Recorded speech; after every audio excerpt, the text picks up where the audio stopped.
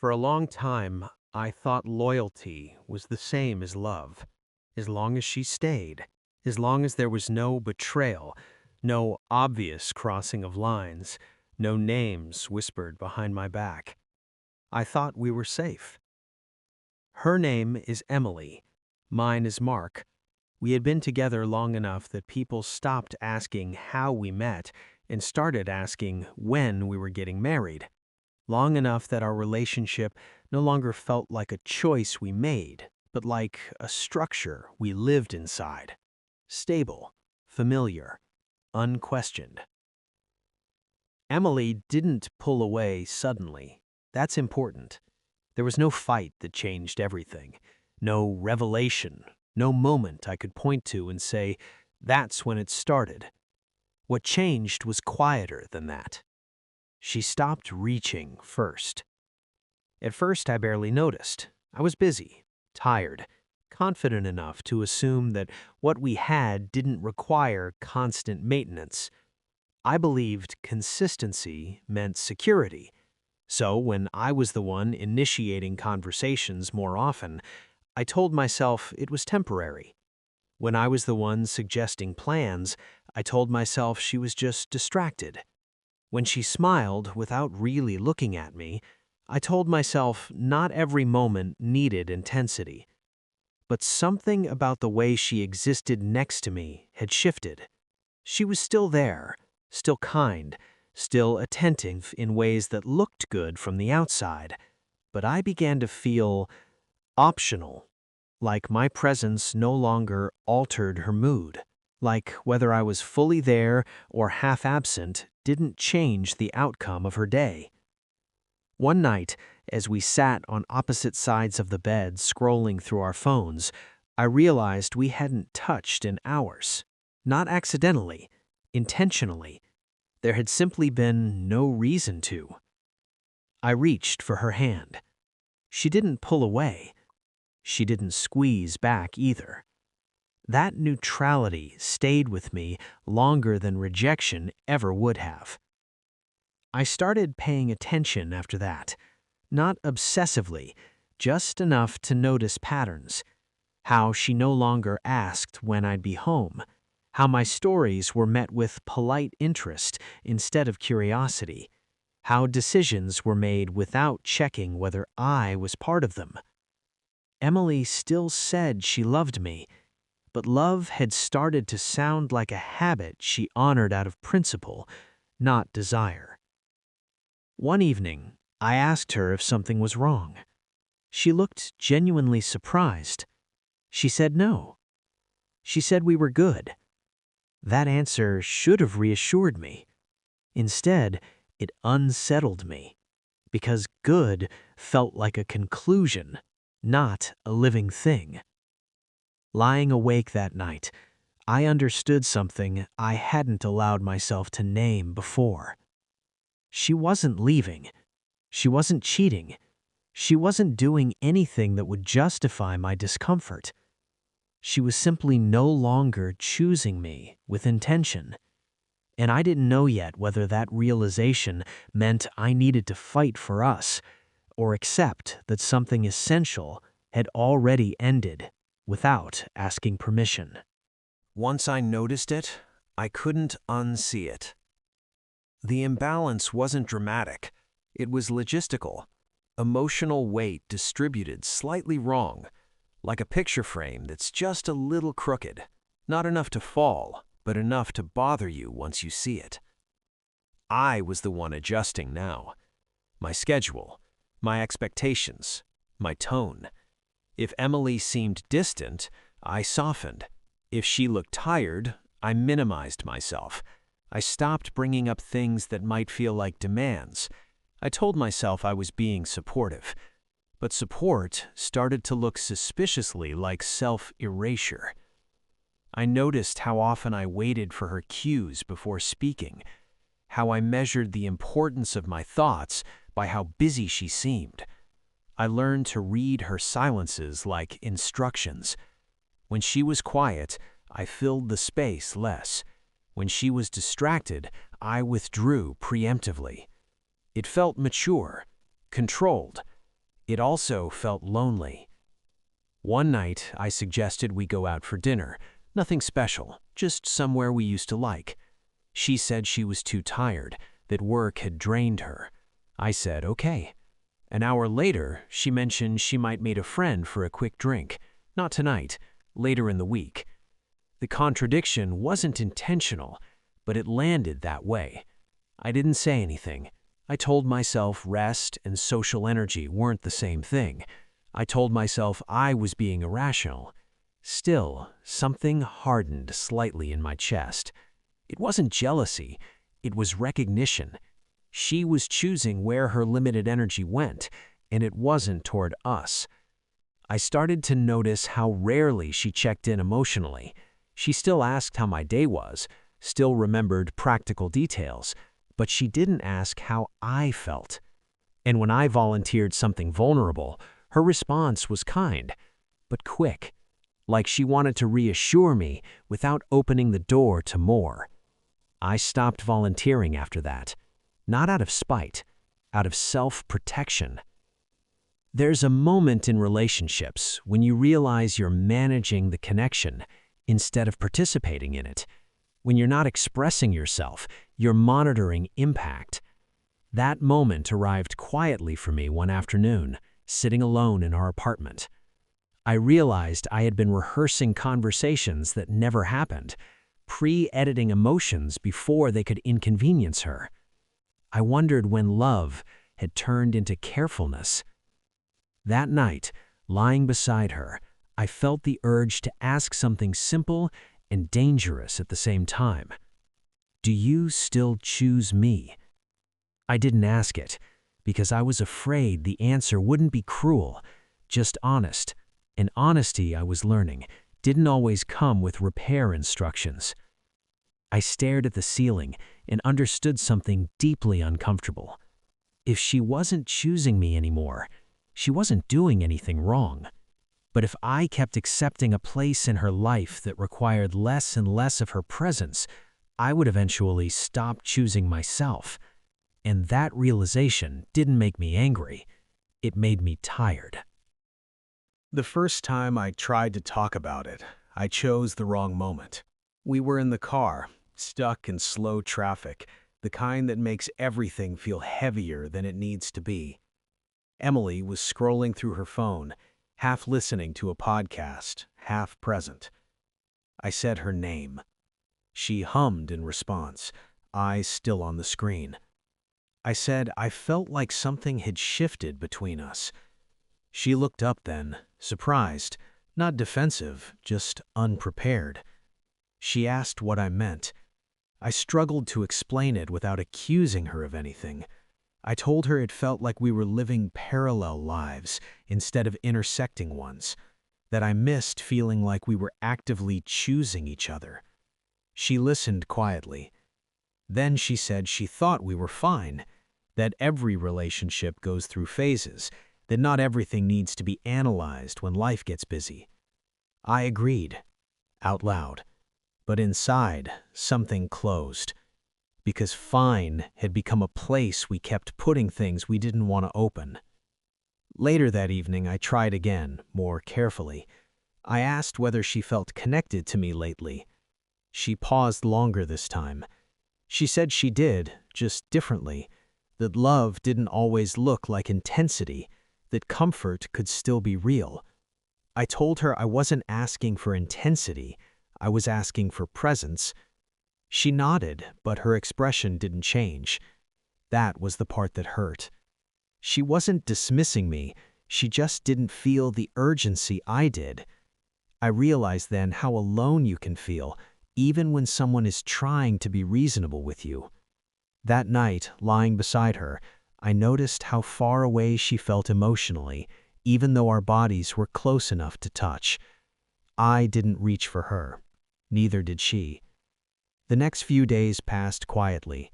No tension, no confrontation, just a shared understanding that something had been named and then placed back on the shelf.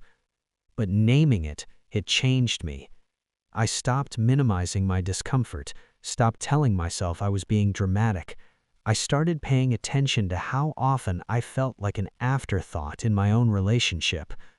One evening, Emily canceled plans we had made because she felt overwhelmed. She apologized, genuinely. I said I understood, and I did, but understanding didn't erase the pattern. I realized something difficult. She wasn't choosing against me, she just wasn't choosing me deliberately anymore, and that distinction mattered more than I expected. I didn't want to force her into feeling something she didn't. I didn't want to beg for attention or compete with the rest of her life. I wanted mutual intention. And as I lay awake that night, I wondered whether asking for that, now, was already too late. The second conversation didn't sneak up on us. It arrived with intention. Emily asked if we could talk one evening after dinner. She didn't say why, she just said it the way people do when they already know they won't be able to avoid what comes next. We sat at the table longer than necessary, plates untouched, phones out of reach. She started by saying she had been thinking a lot about what I'd told her, about presence, about choosing each other. She said she didn't want me to feel like an afterthought. I believed her. But belief, I was learning, didn't always translate into change. She said she felt pressure lately, from work, from expectations, from the version of herself she was becoming. She said she didn't feel like she had much left to give at the end of the day. I asked where that left us. She hesitated. Then she said something I hadn't expected. She said she felt guilty when she was with me, not because she didn't care, but because she knew she wasn't showing up fully, and she didn't know how to fix that without forcing herself. That word stayed with me. Forcing. I asked whether being with me felt like effort now. She looked down. She said, sometimes. The honesty landed harder than anything else could have. I asked whether she still wanted this relationship. She didn't answer right away. She said she cared deeply about me, that she respected me, that I was important to her. I listened carefully. She hadn't said yes. I told her I didn't want to be loved out of obligation, that I didn't want to be someone she stayed with because leaving felt inconvenient or unkind. She said that wasn't what she was doing. I asked what she was doing then. She said she was trying to hold on to something she wasn't sure fit her anymore, because letting go felt like admitting failure. That sentence changed everything, because it reframed our relationship not as a shared choice, but as a burden she was carrying quietly. I told her I didn't want to be a burden. She said she didn't see me as one, but the distinction felt thin.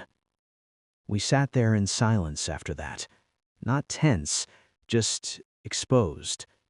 I realized then that the question wasn't whether she loved me. The question was whether love on its own was enough for her to choose me intentionally day after day. And the answer, even without words, was becoming clearer. Before we went to bed, she asked what I wanted. The question surprised me. I told her I wanted to feel chosen again, not occasionally, not when it was convenient, consistently. She nodded slowly. She said she didn't know if she could promise that right now. That night, lying beside her, I felt an unfamiliar sense of calm settle in. Not relief, acceptance. Because once someone tells you they don't know if they can choose you the way you need, the responsibility shifts. And for the first time in weeks, I realized the next decision wasn't hers to make alone. After that conversation, I stopped asking questions I already knew the answers to. Not because I didn't care, but because caring had started to feel like negotiating my own worth. Emily didn't change overnight. She didn't pull away dramatically. If anything, she became more careful, kinder in small ways, more considerate. And that made things harder, because kindness without intention can feel like delay. We still shared space, still ate dinner together, still talked about neutral things, but there was a careful distance in how she moved around me, like she didn't want to promise more than she could give. I noticed how often she paused before touching me, how affection now felt scheduled instead of instinctive. I stopped reaching first, not as a test, as a boundary. Days passed without physical closeness, not because we avoided each other, but because neither of us crossed the invisible line. One evening, she asked if something was wrong. I told her nothing was wrong. I meant it. Nothing was wrong in the way people usually mean it. There was no fight, no betrayal, no cruelty. There was just absence. An absence, when it's consistent, becomes information. I started spending more time alone, not in protest, in recalibration. I went for walks after work, sat in cafes without my phone, let myself feel what I had been postponing. What I felt wasn't anger, it was grief. Not for the relationship itself, but for the version of it I had been waiting for that was never coming back. I realized how long I had been hoping she would return to me without ever leaving. How much of my energy had gone into staying available for someone who wasn't meeting me there anymore. One night, lying awake, I asked myself a question I had been avoiding. If nothing changes from here, can I live like this? The answer came quickly. No. Not because she was doing something wrong, but because I was disappearing quietly. The next morning, I told Emily I needed to talk. She looked at me the way someone does when they already sense the direction of the conversation. I told her I couldn't keep adjusting myself around her uncertainty, that I didn't want to keep hoping for a version of her that might not exist anymore. She listened without interrupting. I told her I loved her. Then I told her love, without being chosen, was no longer enough for me. Her eyes filled with tears. Not shock, not anger, recognition. She said she never meant to hurt me. I knew, but intention doesn't erase impact. I told her I thought we needed to step away, not as a punishment, not as an ultimatum, as honesty. She nodded slowly. She didn't argue. She said she had felt it coming. We talked about logistics, about space, about how to do this without turning it into something cruel. That afternoon, she packed a bag. Not everything, just enough to leave without closing the door completely. When she hugged me goodbye, she held on longer than I expected. She whispered that she was sorry she couldn't choose me the way I deserved. I didn't respond right away, because for the first time in a long while, I wasn't waiting for her to choose. I was choosing myself. Living without Emily felt unfamiliar, but not chaotic. The apartment was quieter, but it wasn't hollow. Her absence didn't echo the way I had expected. It simply settled, like furniture moved out of a room you hadn't realized was overcrowded. The first few days I reached for my phone often, not to text her, just out of habit, muscle memory outlasting intention. We didn't cut contact completely. There were messages about practical things, short check-ins, polite distance. No emotional debris left scattered between us, and that somehow hurt more than anger would have. Without the constant effort of adjusting myself around her uncertainty, I began noticing how tired I had been, how much of my energy had gone into reading between lines that were never meant to carry me. I stopped waiting. That was the first real change. Weeks later, Emily asked if we could meet, not urgently, not emotionally, just to talk. We chose a place we'd never been together before, neutral ground, daylight, no shared memories trying to intervene. She looked different, not happier, not worse, clearer. She told me that she had been thinking a lot about us, about how quiet our ending had been, about whether she had made a mistake by not choosing sooner. I listened, without interrupting. She said that losing me had sharpened something in her, that distance had shown her how much she had taken my presence for granted. She asked whether there was still space for us to try again. The question didn't shake me the way I thought it would. I sat with it honestly. I thought about how it felt to no longer measure myself against her availability, to no longer wonder whether I was asking for too much by wanting to be chosen. I told her the truth. I said I believed her, that I didn't doubt her sincerity, but I also said that I couldn't go back to waiting for someone to arrive at a choice I had already made for myself. She nodded slowly. She said she understood.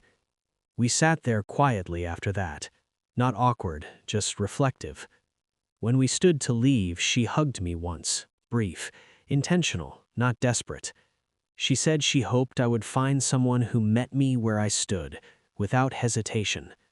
I said I hoped she would find what she was searching for, without losing herself in the process. Walking home alone, I realized something important. She hadn't cheated. She hadn't lied. She hadn't betrayed me in any obvious way. She just stopped choosing me. And I had stayed too long, hoping that silence meant patience instead of absence. If there's one thing I carry with me now, it's this. Love isn't proven by staying. It's proven by choosing again and again, even when it would be easier not to. And the moment you realize you're no longer being chosen, the most honest thing you can do is stop waiting.